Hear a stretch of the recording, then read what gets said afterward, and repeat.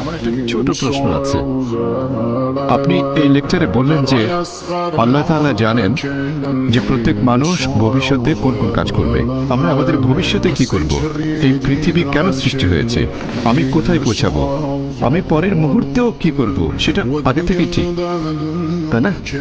এখন পরীক্ষা শব্দটা কি এখানে সঠিক?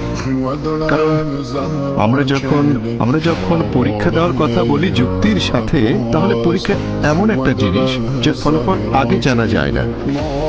এখন আমরা যখনই পরীক্ষা শব্দটা বলি সেখানে ফলাফল অজানা, তাহলে এটা কি সঠিক? কারণ যদি এটা জানা থাকে, আল্লাহ জানেন এর ফলাফলটা কি হবে, আমাদের প্রত্যেকের কি হবে, আর আমরা কে কোথায় যাব, তাহলে আমরা এখানে এসেছি কেন? স্যার, আরেকটু বুঝতে পেরেছি। একবার একটা প্রশ্ন প্লিজ। না, এই প্রশ্নটাই শেষ করতে চাই। প্রশ্নটা কমপ্লিট করবেন? হ্যাঁ। আর ছোট একটা লেখা।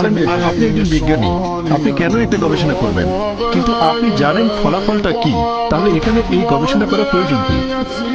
ভাই, আপনি প্রশ্ন করলেন, ইনশাআল্লাহ অমুসলিম ভাই বোনদের প্রশ্ন করার সুযোগ দেন। আমরা অমুসলিমদের প্রশ্নের উত্তর দিতে চাই।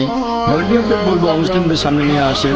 কোনো অমুসলিম থাকলে আপনারা লাইন ভেঙে সামনে আসেন, আমাকে প্রশ্ন করতে পারেন, আমরা সেটা চাই। ভাই মুর্তজা প্রশ্ন করলেন, যখন কোনো একটা পরীক্ষা নেওয়া হয় ফলাফল আগে থেকে জানা থাকে না, ফলাফল জানা থাকলে পরীক্ষা হলো কোথায়?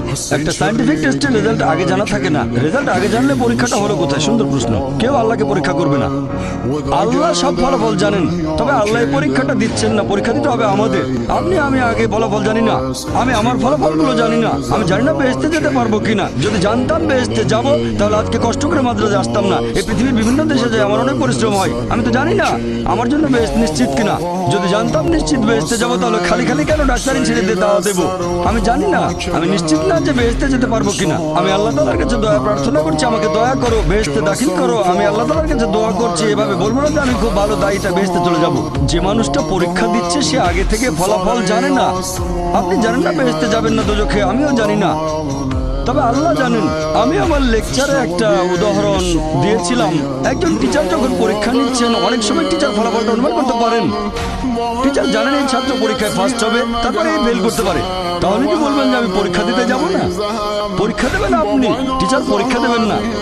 এখন বিজ্ঞানী যখন কিছু গবেষণা করেন, সেই বিজ্ঞানী আগে থেকে ফলাফলটা জানেন না, সেজন্য তিনি গবেষণা করেন। আল্লাহ সুবহানাহু ওয়া তাআলা কোনো বিজ্ঞানী নন, আমাদের নিয়ে গবেষণাও করছেন না, এটা ভুল ধারণা। আল্লাহ আমাদের নিয়ে এক্সপেরিমেন্ট করছেন না। আল্লাহ সুবহানাহু ওয়া তাআলা আমাদের স্রষ্টা, বিশ্বজগতের স্রষ্টা। তিনি দুনিয়াতে সৃষ্টি করেছেন আমাদেরকে, মানুষকে, যাদের রয়েছে স্বাধীন ইচ্ছা, তিনি জানেন। এখন তিনি আমাদের এই পৃথিবীতে জীবন দিয়েছেন, কারণ যদি তিনি এভাবে আমাদের পরীক্ষা না করেন, তাহলে শেষ বিচারের দিনে আপনি আল্লাহ তাআলাকে প্রশ্ন করবেন, আমাকে কেন দোজখে পাঠালেন? যদি আল্লাহ দোজখে পাঠান, এটা আল্লাহ জানেন, আমি জানি না, তাহলে এটা পরীক্ষা। আর আমি আমার লেকচারে বলেছি যে আল্লাহ সুবহানাহু ওয়া তাআলা সুবিচার করেন। এখানে আল্লাহ কোনো রকম পরীক্ষা দিচ্ছেন না, আমাদেরকে আল্লাহর কোনো প্রয়োজন নেই। আল্লাহ এমনিতেই সবচেয়ে মহান, আমরা এখানে পরীক্ষা দিচ্ছি আর আমরা ফলাফলটা জানি না। যেহেতু ফলাফল জানি না, সেজন্য আমরা যথাসাধ্য চেষ্টা করছি। আর আমরা আল্লাহ তাআলার কাছে দোয়া করব, তিনি যেন আমাদের দয়া করেন, আমাদের ক্ষমা করেন, বেহেশতে দাখিল করেন। আমিন।